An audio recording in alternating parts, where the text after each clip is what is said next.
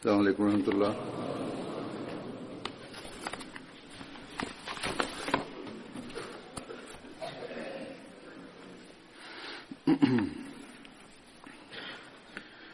أشهد أن لا إله إلا الله وحده لا شريك له وأشهد أن محمدا عبده ورسوله أما بعد فأعوذ بالله من الشيطان الرجيم بسم الله الرحمن الرحيم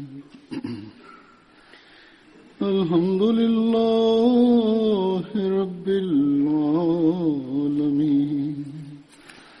الرحمن الرحيم مالك يوم الدين إياك نعبد وإياك نستعين اهدنا الصراط المستقيم صراط الذين أنعمت عليهم غير المغضوب عليهم ولا الضالين.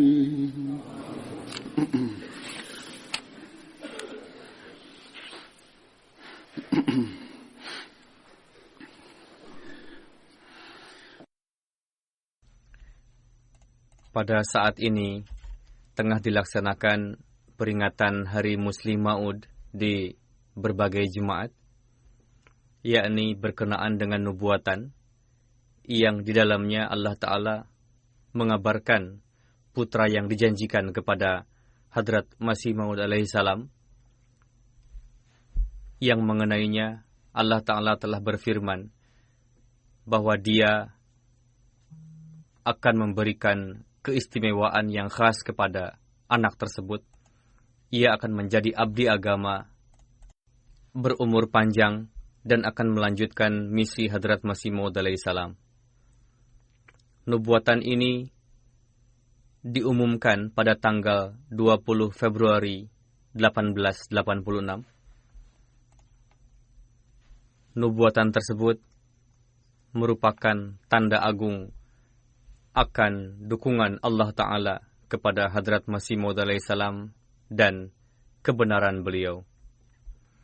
Sebagaimana anak tersebut terlahir pada 12 Januari 1889 sesuai dengan yang dikabarkan.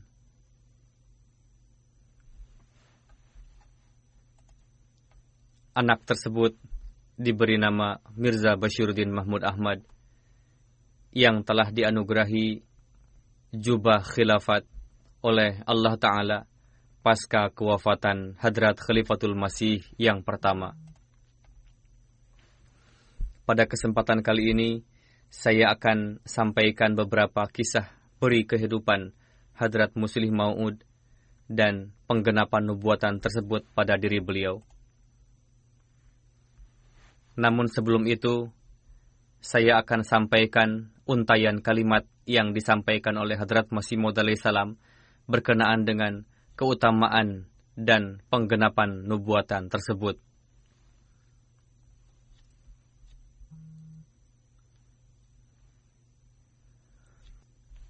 Nubuatan tersebut bukanlah sekedar nubuatan kelahiran seorang putra, melainkan nubuatan akan lahirnya seorang putra agung yang dengan kedatangannya akan tercipta revolusi rohani. Saat ini, saya akan sampaikan jawaban atas keberatan yang dilontarkan oleh para penentang, dan itu berkaitan dengan membaca dari untayan kalimat beliau sendiri. Beliau bersabda, dalam hal ini, hendaknya membuka mata lebar-lebar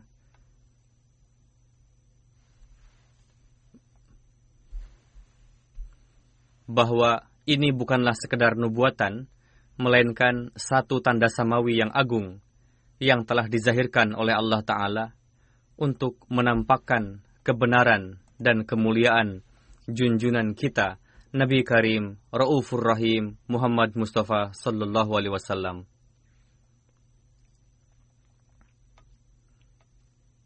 Sebenarnya, tanda tersebut ratusan kali lebih tinggi, utama, sempurna, dan afdol, dan lengkap daripada menghidupkan seseorang yang telah mati. Karena hakikat dari menghidupkan orang yang mati adalah berdoa kepada Allah Ta'ala supaya satu ruh dikembalikan lagi, dan menghidupkan orang yang mati seperti yang tertulis dalam Bible berkenaan dengan Hadrat Isa alaihissalam dan para nabi lainnya yang berkenaan dengan keotentikannya. Banyak sekali keberatan yang dilontarkan.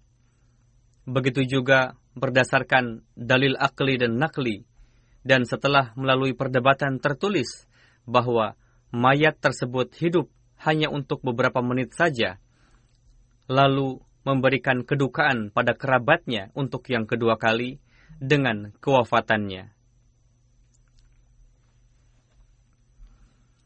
Adapun kedatangannya di dunia ini tidak memberikan manfaat pada dunia, tidak juga ia sendiri mendapatkan ketentraman. Begitu juga kerabatnya tidak mendapatkan kebahagiaan yang hakiki. Jadi, jika berkat doa Hadrat Isa alaihissalam juga ada ruh yang kembali ke dunia ini, pada hakikatnya kedatangan dan kehilangannya tidak ada bedanya. Jika anggap saja ruh demikian terus bertahan dalam tubuh untuk sekian tahun lamanya, maka manfaat apa yang dapat diberikan oleh ruh dari seorang yang rendah dan budak dunia seperti itu? Beliau bersabda, namun dalam hal ini, dengan karunia Allah Ta'ala,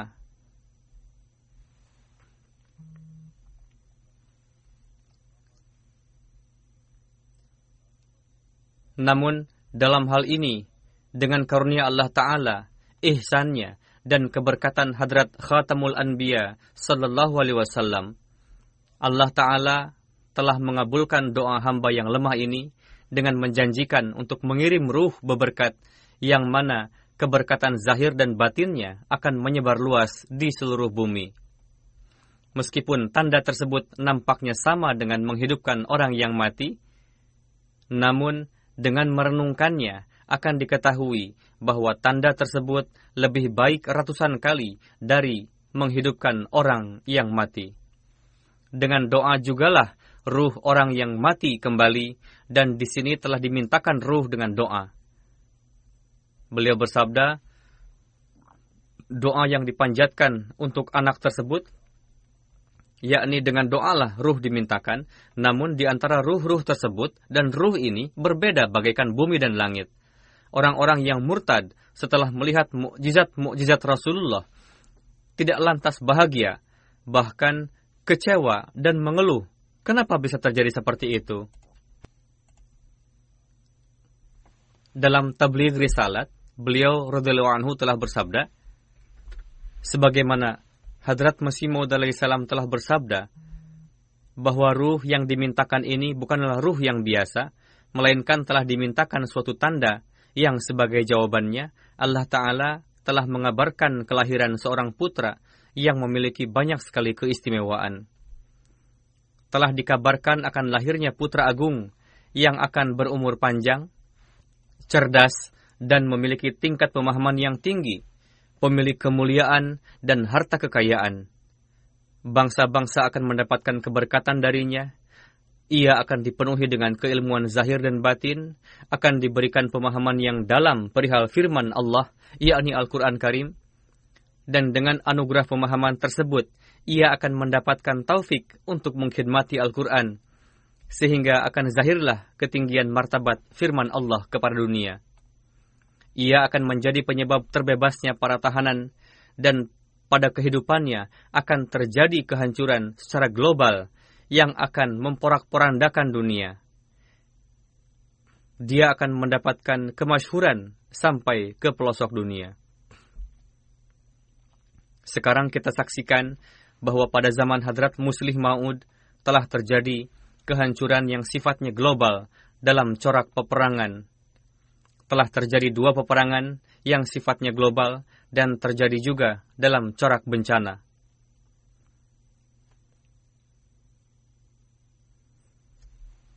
Berkenaan dengan meraih kemasyhuran, beliau pada masa hidupnya telah menyebarkan misi pertabligan dan menyampaikan pesan Islam sampai ke berbagai negara yang dengannya mendapatkan kemasyhuran sampai ke pelosok dunia. Bahkan berkenaan dengan nubuatan tersebut, kita saksikan bahwa mata rantai ini masih terus berlangsung sampai saat ini. Sekarang saya akan sampaikan berkenaan dengan peri kehidupan Hadrat Muslih Maud radhiyallahu anhu.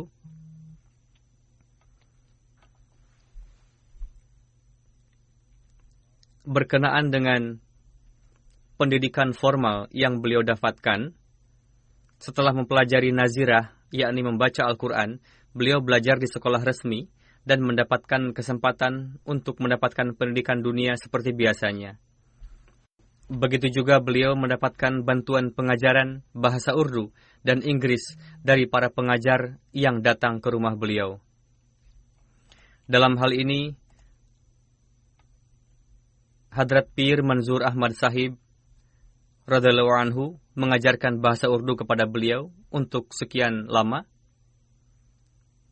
Sebagaimana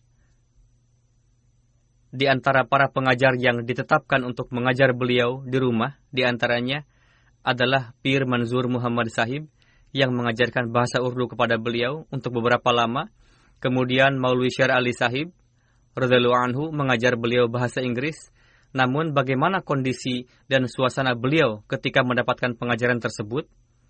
Dalam hal ini, Hadrat Khalifatul Masih keempat telah menulis buku Sawanih Fazli Umar yang sangat menarik, yang beliau dengarkan langsung dari ucapan Hadrat Sahibzada Mirza Mahmud Ahmad sendiri. Beliau radhiyallahu anhu pernah bersabda,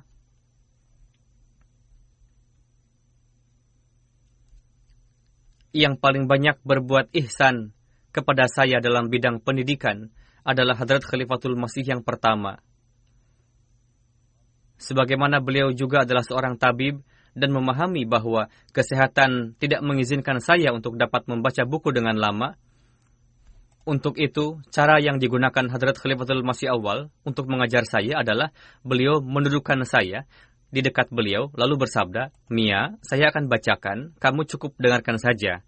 Penyebabnya adalah, semenjak kecil saya mengalami penyakit trauma pada mata, sehingga saya menderita sakit pada mata sampai 3-4 tahun lamanya, dan sedemikian rupa parahnya, sehingga dokter pernah memvonis bahwa saya akan kehilangan penglihatan karenanya.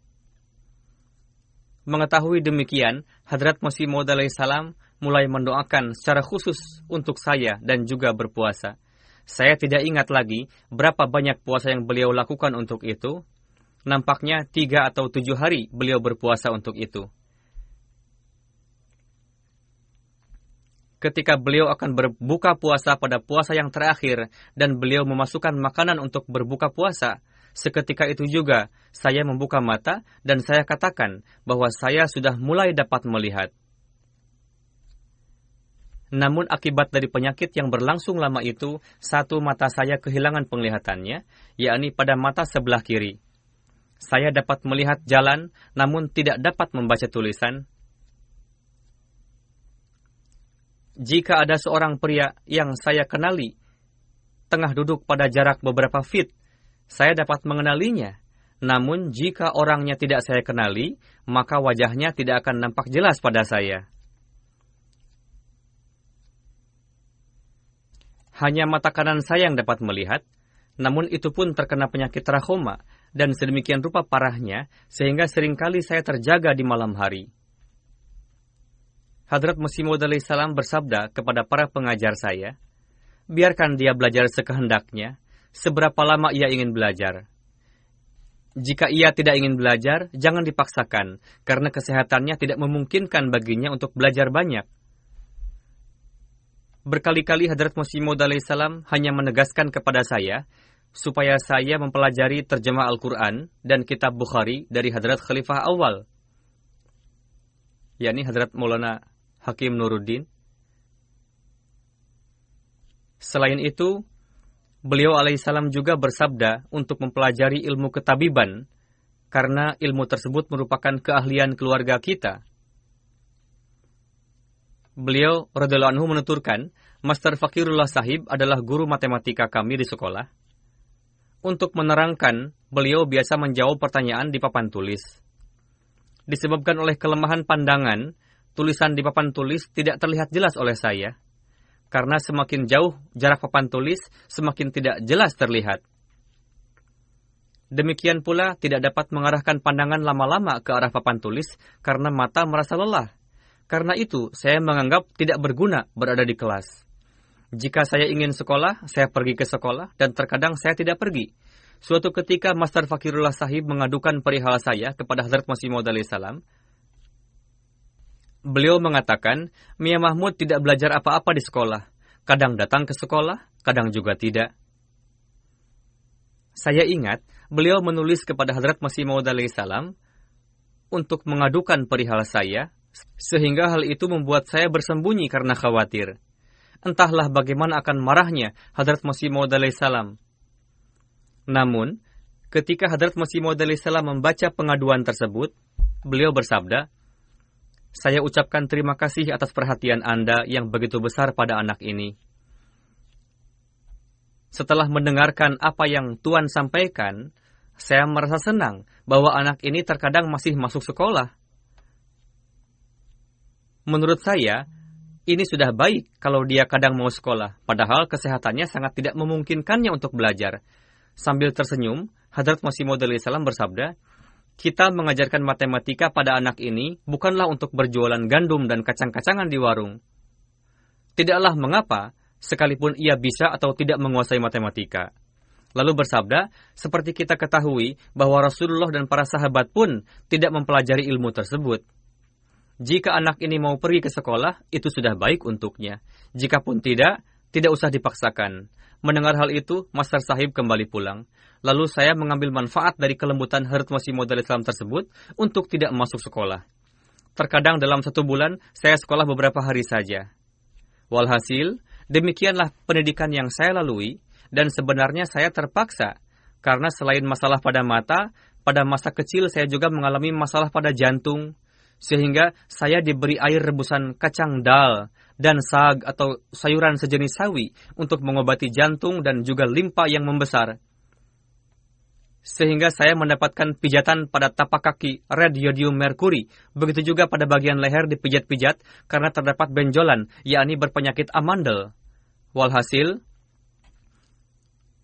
trachoma pada mata, jantung bermasalah, lalu limpa membesar. Seiring dengan itu, saya pun sering terjangkit demam sampai 6 bulan tidak turun-turun. Berkenaan dengan pendidikan saya, para sesepuh mengatakan bahwa seberapa yang ia sanggup, biarkanlah sebisanya, jangan dipaksakan. Dari kondisi demikian, setiap orang dapat memperkirakan bagaimana kemampuan saya untuk belajar.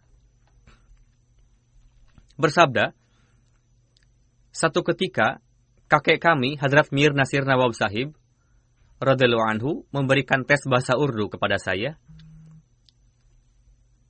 Saat ini pun, tulisan saya sangat buruk. Namun pada masa itu begitu buruknya tulisan saya, sehingga tidak terbaca apa yang telah saya tulis.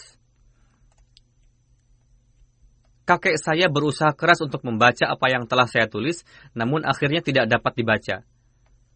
Tulisan kebanyakan anak saya lebih baik dari tulisan saya.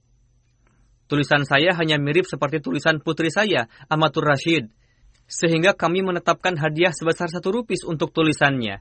Jika Amatur Rashid sendiri dapat membaca apa yang ia tulis, maka ia akan mendapatkan hadiah 1 rupis. Seperti itulah tulisan saya, yakni terkadang saya sendiri pun tidak dapat membaca tulisan saya sendiri. Singkat kata, ketika kakek saya membaca hasil ujian saya, dengan marah beliau berkata, tulisan ini seperti tanduk yang bengkok. Kakek saya bertabiat keras. Dalam kondisi kesal, Hadrat Mir Sahib langsung menemui Hadrat Masih Maud alaihissalam. Saya pun kebetulan saat itu tengah berada di rumah. Sejak semula kami sudah ketakutan dengan tabiat beliau yang pemarah. Ketika beliau mengadukannya kepada Hadrat Masih Maud alaihi salam, saya semakin ketakutan. Entahlah apa yang akan terjadi nantinya. Datanglah kakek saya, Mir Sahib, lalu berkata kepada Hadrat Masih Maud alaihi salam, Anda tidak memberikan perhatian sedikit pun pada pendidikan anak ini. Saya sudah mengetes bahasa Urdunya. Silakan baca sendiri. Buruk sekali tulisannya. Tidak ada yang akan bisa membacanya. Dalam kondisi marah seperti itu, beliau mengatakan kepada Hadrat Masih Maud alaihi salam, Anda benar-benar tidak peduli, sehingga umurnya sia-sia saja. Dalam kondisi Mir Sahib emosi seperti itu, Hadrat Masih Maud alaihi salam bersabda, coba panggil Maulwi Nuruddin Sahib. Hadrat Muslih Maud bersabda, ketika Hadrat Masih Maud alaihi salam mendapat kesulitan, beliau biasanya memanggil Hadrat Khalifah yang pertama. Hadrat Khalifah yang pertama sangat mencintai saya. Datanglah beliau. Seperti biasa beliau menundukkan kepala dan berdiri di satu sisi. Hadrat Masih Maud alaihi salam bersabda, Maulwi Sahib, saya memanggil Tuan karena Mir Sahib mengatakan bahwa tulisan Mahmud tidak terbaca. Saya ingin mengetesnya. Hadrat Masih Maud alaihi salam mengangkat pena, lalu menulis beberapa kalimat Urdu, dan memberikan pena itu kepada saya, dan bersabda, coba kamu tiru tulisan ini. Hadrat Muslih Maud bersabda, seperti itu ujian yang diberikan kepada saya. Lalu saya meniru tulisan tersebut dengan hati-hati dan penuh perhatian. Pertama, kalimatnya memang tidak panjang. Kedua, tugas saya hanya menirunya saja, sehingga lebih mudah. Karena yang ditiru berada di hadapan kita, lalu saya menulisnya dengan perlahan. Menulis alif, ba dengan hati-hati. Ketika Hadrat Masih Maud alaihi salam membacanya, bersabda, tadinya saya sangat khawatir setelah mendengar pengaduan Mir Sahib. Ternyata tulisannya mirip dengan tulisan saya. Adapun Hadrat Khalifah Abdul Masih yang pertama langsung memuji dengan bersabda, Huzur, Mir Sahib telah terbawa emosi tadi, padahal tulisan anak ini bagus sekali. Hadrat Khalifah yang pertama selalu bersabda kepada saya, Mia, kesehatanmu tidak mengizinkanmu untuk belajar sendiri. Datanglah kepada saya akan ajari kamu, dan kamu dengarkan saja. Sebagaimana beliau pertama mengajarkan Al-Quran, lalu hadis Bukhari. Beliau tidaklah mengajarkan secara perlahan, melainkan cara yang beliau gunakan adalah beliau terus membaca Al-Quran, dan seiring itu menerjemahkannya. Jika ada poin yang penting, beliau beritahukan. Jika tidak, beliau terus baca dengan cepat. Beliau membacakan seluruh Al-Quran untuk saya dalam waktu 3 bulan. Setelah itu terhenti. Pasca kewafatan Hadrat Masih Maud alaihi salam, Hadrat Khalifah yang pertama bersabda kepada saya, pelajarilah sepenuhnya Bukhari dari saya.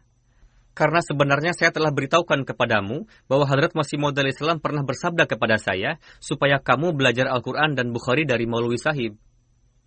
Lalu saya mulai mempelajari Al-Quran dan Bukhari dari beliau semasa hidup Hadrat Masih Maud alaihi salam.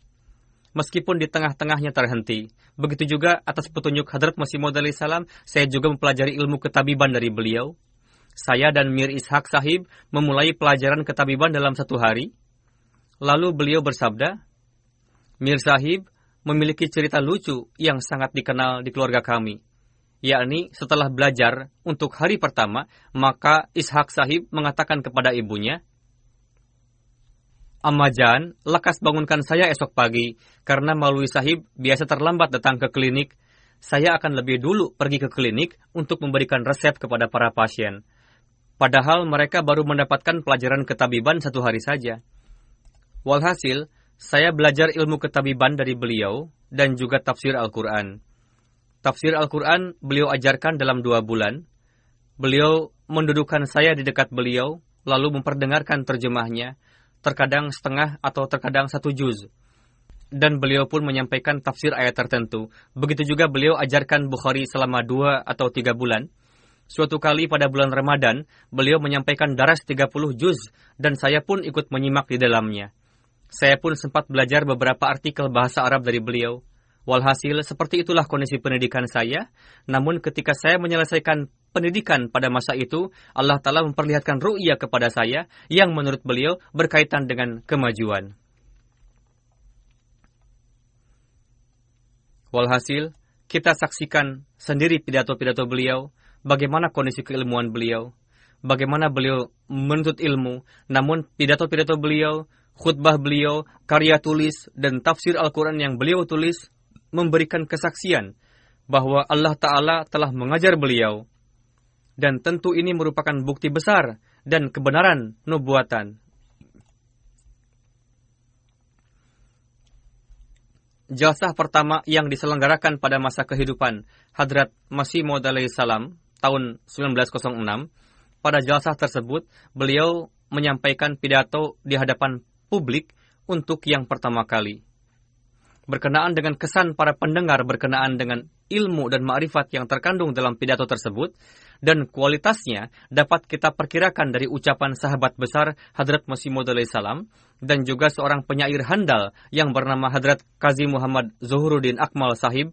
Beliau bersabda, "Bintang bercahaya dari buruj nubuat, mutiara berkilauan dari langit kerasulan, Mahmud sallamahullahu al-wadud berdiri untuk menyampaikan pidato bertemakan syirik, dan saya menyimak pidato beliau dengan perhatian yang khas. Betapa dahsyatnya kefasihan bak air bah yang menerjang deras. Pada umur yang masih sangat belia seperti itu, kematangan fikiran yang tidak kurang dari mukjizat.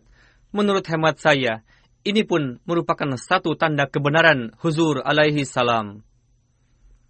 Dari itu jelaslah bahwa mutiara tarbiyat masihiyat telah sampai pada derajat kesempurnaan. Beliau telah menyampaikan pembahasan dengan gaya yang menakjubkan berkenaan dengan kesempurnaan rohani. Pada zaman itu, kecintaan dan semangat beliau pada agama dan pertumbuhan otak dan keruhanian memberitahukan bahwa beliaulah yang akan menjadi penggenapan kalimat nubuatan yang berbunyi, akan segera tumbuh berkembang.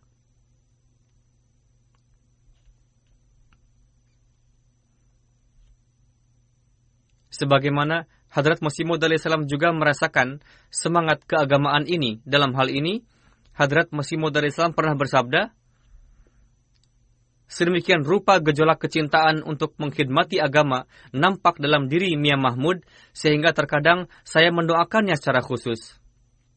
Itu adalah ucapan Hadrat Masih Maud alaihi salam. Tentunya doa ini dipanjatkan dengan harapan semoga Allah Ta'ala menjadikannya sebagai putra yang telah dikabarkan sebelumnya, dan semoga Allah Ta'ala mencurahkan hujan karunia kepadanya dengan sederas-derasnya, dan semoga segenap kabar suka tergenapi pada anak tersebut.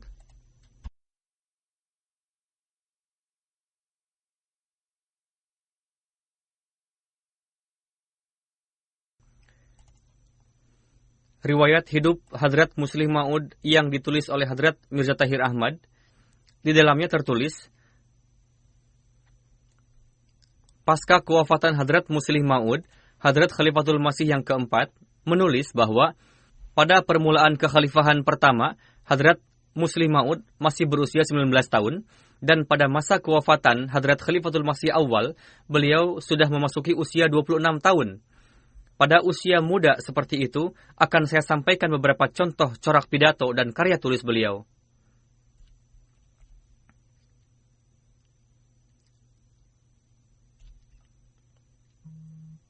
Pemikiran beliau sudah sedemikian rupa matang seperti seorang pemikir besar.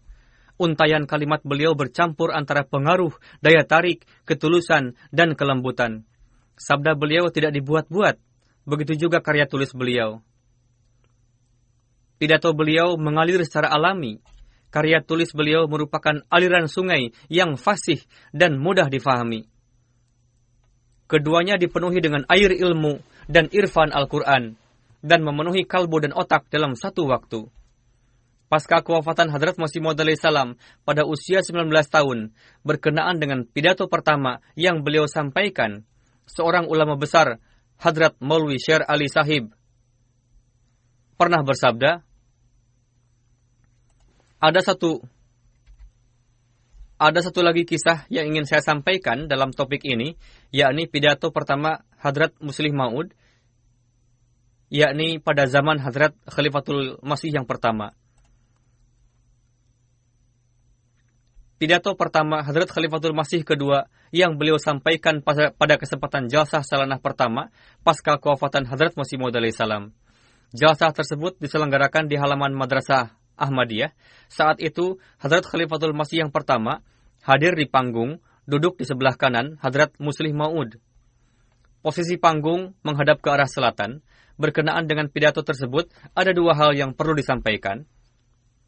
Maulwi Syair Ali Sahib menulis, pertama, yang mengherankan adalah, pada saat itu, suara, gaya, dan nada, dan cara beliau menyampaikan pidato, memiliki kesamaan yang luar biasa dengan suara dan gaya pidato Hadrat Masih Maud alaihi salam. Sehingga ingatan kepada Hadrat Masih Maud alaihi salam segar kembali di dalam kalbu para pendengar, yang mana saat itu Hadrat Masih Maud alaihi salam belum lama meninggalkan kami, yakni wafat.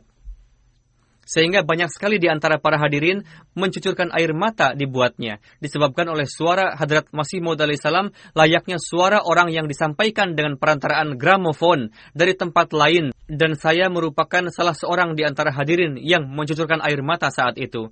Jika seandainya dibenarkan mengatakan bahwa ruh seorang manusia merasuk kepada orang lain, maka kami dapat mengatakan bahwa pada saat itu ruh Hadrat Masih Maud alaihi salam tengah turun ke dalam diri beliau. Dan hal itu memberitahukan bahwa inilah putraku yang tercinta, yang dianugerahkan sebagai tanda rahmat, yang berkenaan dengannya dikatakan bahwa dalam keindahan dan kebaikannya akan menyamaimu. Poin kedua yang perlu disampaikan berkenaan pidato tersebut adalah, ketika pidato selesai, Hadrat Khalifatul Masih yang pertama, yang mana sepanjang umurnya beliau lalui dengan merenungkan Al-Quran, dan Al-Quran merupakan asupan makanan bagi ruhnya, beliau bersabda, Mia Mahmud banyak sekali menyampaikan tafsir ayat yang merupakan hal baru bagi saya.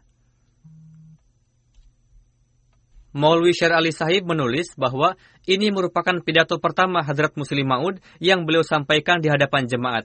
Dalam pidato tersebut, beliau menyampaikan ma'rifat Al-Quran, yakni menjelaskan ma'rifat pasca kewafatan Hadrat Masih Maud alaihi salam yang mengenainya wujud yang menguasai ilmu Al-Quran seperti Hadrat Khalifatul Masih yang pertama mengakui bahwa bagi beliau pun ini merupakan ma'rifat yang baru. Lantas, siapakah yang mengajarkan makrifat tersebut kepada sang pemuda itu?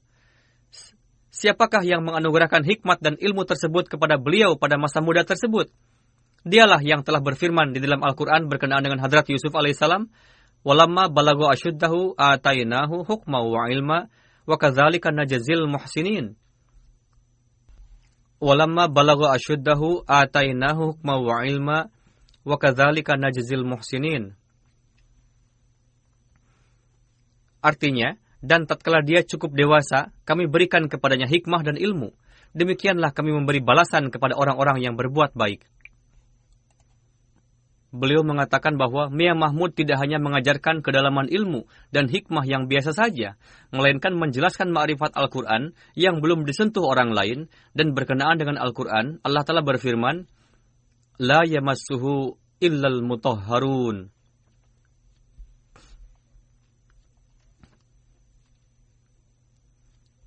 Yang artinya tidak ada yang dapat menyentuhnya kecuali orang-orang yang disucikan.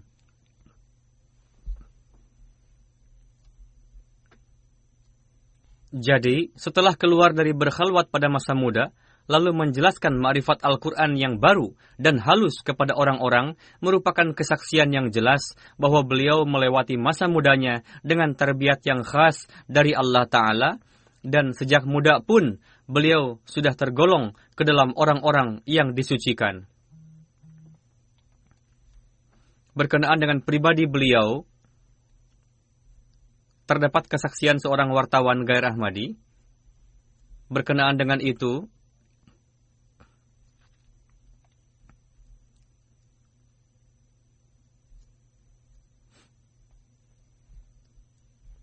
tertulis bahwa pada tahun 1913, ada seorang wartawan Gair Ahmadi bernama Muhammad Aslam Sahib datang dari Amritsar ke Kadian yang tinggal beberapa hari di Kadian. Setelah mempelajari jemaat dari dekat, beliau menyampaikan kesannya secara detail, menulis berkenaan dengan Hadrat Muslim Maud bahwa setelah berjumpa dengan Sahib Zada Mirza Bashiruddin Mahmud Ahmad, kami merasa sangat bahagia. Akhlak beliau sangat mulia, sederhana. Selain berperangai mulia, beliau adalah seorang yang sangat menguasai permasalahan dan bertadabbur. Selain permasalahan lainnya, kami pun berdialog berkenaan dengan masa depan Hindustan. Dalam hal ini, gagasan-gagasan yang diberikan oleh beliau berdasarkan peristiwa bangsa-bangsa di dunia sebelum ini merupakan satu sudut pandang perenungan yang luar biasa. Ini terjadi sebelum beliau menjadi khalifah pada tahun 1913, yakni pada zaman kekhalifahan Hadrat Khalifah yang pertama. Lalu wartawan itu menulis, beliau dengan segala ketulusannya menyampaikan keinginannya kepada saya supaya saya sekurang-kurangnya tinggal selama 1 minggu di Kadian. Meskipun saya tidak mampu untuk memenuhi harapan beliau, namun saya sangat berterima kasih atas perhatian dan persembahan kasih sayang dan kecintaan yang sangat berharga dari beliau. Saya akan selalu mengingat kezuhudan, ketakwaan, keluasan wawasan, dan kesederhanaan beliau. Bagaimana standar ibadah beliau ketika masih muda? Berkenaan dengan hal itu, Hadrat Mufti Muhammad Sadiq Sahib yang bertugas sebagai pengajar beliau ketika kecil, menzahirkan kesan-kesannya dalam untaian kata-kata. Beliau bersabda, karena hamba telah baiat di tangan Hadrat Masih Maud alaihi salam pada akhir tahun 1890, dan sejak saat itu saya sering berkunjung. Saya menyaksikan sendiri pribadi Hadrat Ulul Azam Mirza Bashiruddin Mahmud Ahmad sejak beliau kecil. Bagaimana adab sopan santun beliau, kemuliaan dan kejujuran dan kecenderungan beliau kepada agama. Sejak kecil, beliau memiliki kecintaan untuk mengkhidmati agama. Beliau sering melaksanakan salat bersama dengan Hadrat Masih Maud alaihi salam di Masjid Jami dan mendengarkan khutbah. Suatu hari, saya ingat ketika usia beliau mendekati 10 tahun, beliau berdiri bersama Hadrat Masih Maud alaihi salam di Masjid Aqsa dan bersujud disertai rintihan tangis. Sejak kecil, fitrat beliau memiliki jalinan kecintaan yang khas kepada Allah dan Rasul-Nya.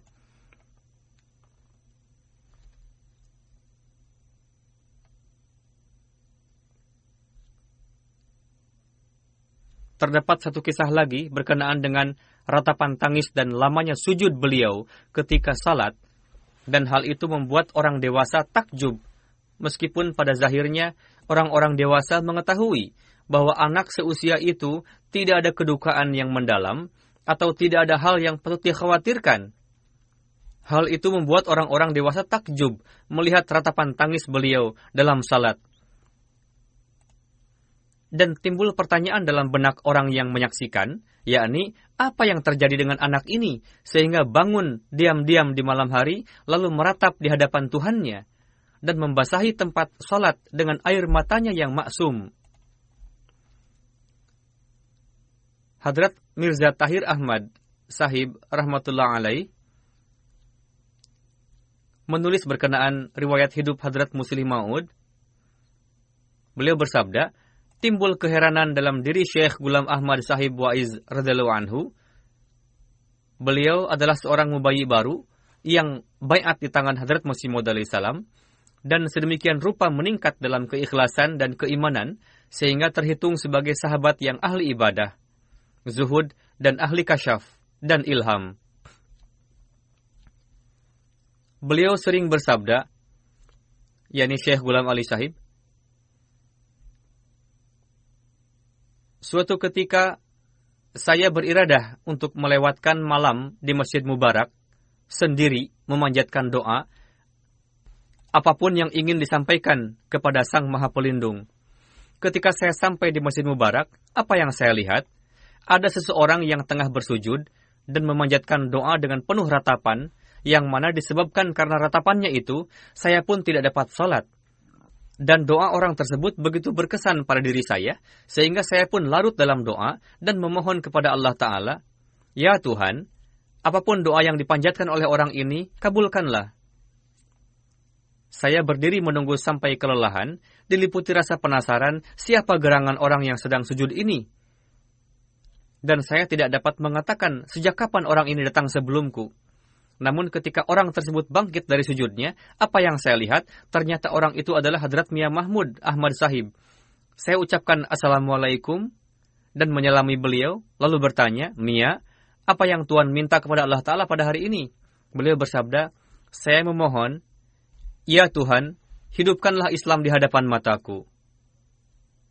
Lalu beliau masuk ke dalam rumah.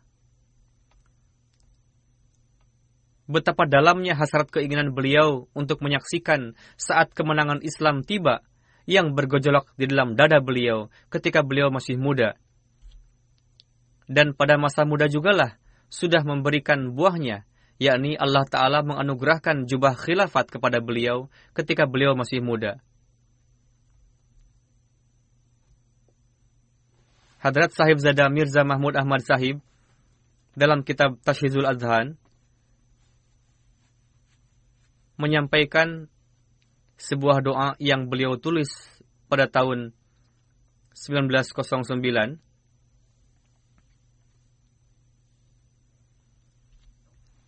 Beliau menulis sebuah makalah setelah menjelaskan berkenaan dengan keberkatan Ramadan. Dalam makalah tersebut, beliau menulis bahwa saya ketika tengah mencari sebuah makalah di meja kerja saya untuk risalah Tashhizul Adhan, saya menemukan selembar kertas, di dalamnya tertulis sebuah doa yang pernah saya tulis pada Ramadan yang lalu. Setelah membaca lagi doa tersebut, timbul gerakan di dalam hati saya untuk menarik perhatian hadirin. Entahlah doa siapa yang akan didengar, dan kapan turunnya karunia Allah Ta'ala kepada jemaat kita dalam corak yang khas. Saya tuliskan doa tersebut di sini untuk menzahirkan rintihan hatiku bahwa mungkin akan timbul semangat di dalam kalbu orang-orang yang berfitrat baik sehingga mereka memanjatkan doa kepada Allah Ta'ala bagi dirinya sendiri dan bagi jemaat Ahmadiyah yang merupakan tujuanku yang hakiki. Doanya sebagai berikut. Wahai Tuhanku yang maha memiliki dan maha kuasa, pelindungku, pembimbingku, wahai pencipta langit dan bumi, wahai zat yang meliputi air dan udara, wahai Tuhan yang telah mengutus ratusan ribu para pemberi petunjuk, puluhan juta muallim dari semenjak Hadrat Adam hingga Hadrat Isa alaihissalam sebagai petunjuk bagi dunia. Wahai yang maha luhur dan maha besar yang telah mengutus Rasul Agung seperti Hadrat Rasulullah Sallallahu Alaihi Wasallam. Wahai yang maha rahman, yang telah menciptakan pembimbing seperti Al-Masih di antara hamba Hadrat Rasulullah Sallallahu Alaihi Wasallam. Wahai yang menciptakan cahaya dan penghapus kegelapan, di hadiratmu, ya, di hadiratmu lah hamba yang hina sepertiku tertunduk dan merendahkan diri.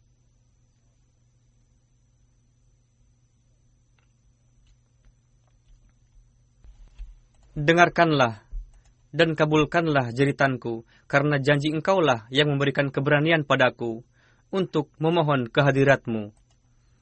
Saya tidak ada artinya sebelum ini, lalu engkau menjadikanku. Dulu aku tidak ada, sekarang engkau memberikanku wujud. Engkau telah memberikan penolong untuk menjagaku, dan menciptakan insan untuk merawatku. Ketika aku tidak dapat mengeluhkan kebutuhanku, engkau telah menugaskan insan bagiku yang akan memikirkanku, memberikan kemajuan padaku, dan melapangkan rezekiku. Duhai belahan jiwaku, duhai belahan jiwaku, engkau telah memerintahkan Adam untuk menjadi bapakku, dan menetapkan Hawa sebagai ibuku, dan di antara hamba-hamba, engkau telah menetapkan seorang hamba yang dipandang hormat olehmu, supaya memberikan syafaat di hadapanmu, bagiku yang tidak faham, bodoh, dan kurang ilmu ini, dan meraih kasih sayangmu untukku.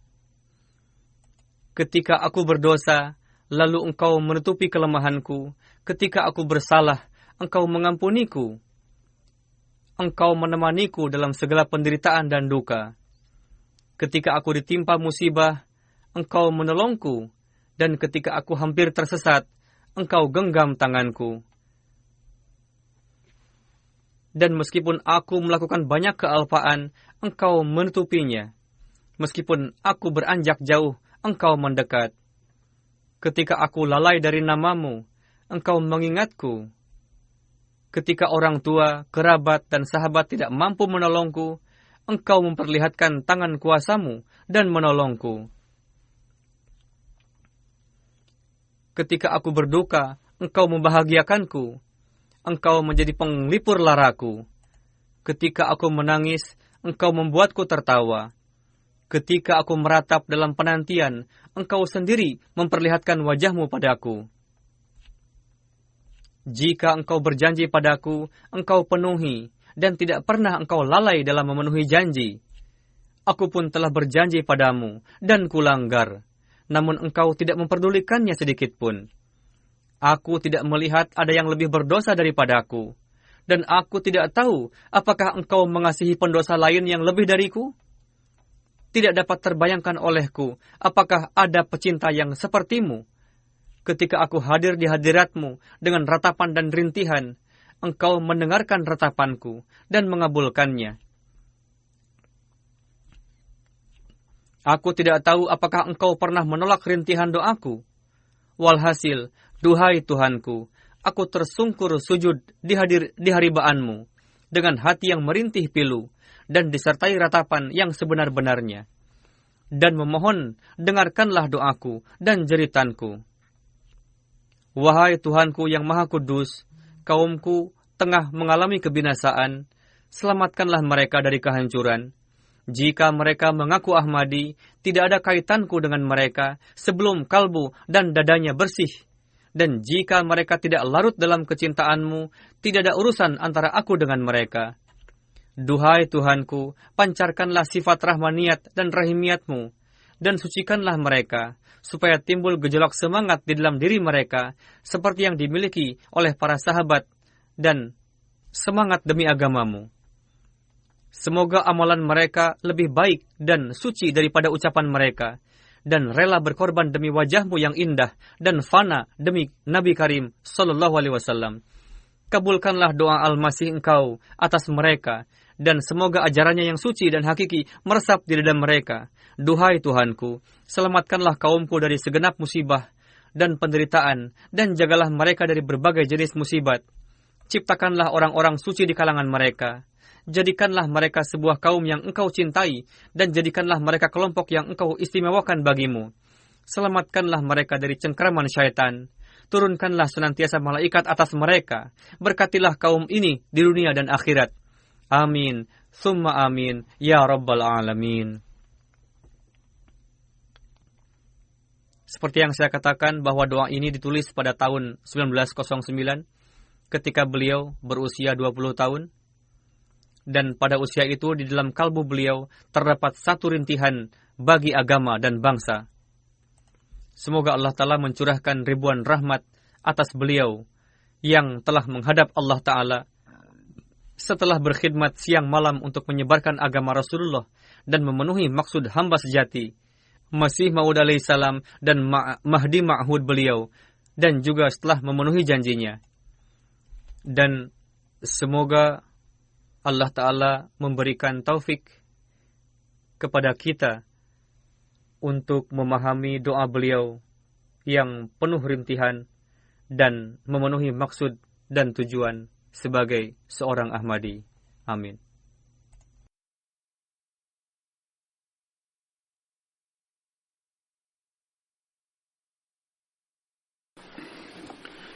Alhamdulillah nahmaduhu wa nasta'inuhu wa nastaghfiruh wa nu'minu bihi wa natawakkalu alayhi wa na'udzu billahi min shururi anfusina wa min sayyiati a'malina. Man yahdihillahu fala mudilla lahu wa man yudlilhu fala hadiya lahu. Wa nashhadu an la ilaha illallah wa nashhadu anna Muhammadan abduhu wa rasuluh. عباد الله رحمكم الله إن الله يأمر بالعدل والإحسان وإيتاء ذي القربى وينهى عن الفحشاء والمنكر والبغي يعظكم لعلكم تذكرون اذكروا الله يذكركم وادعوه يستجب لكم ولذكر الله أكبر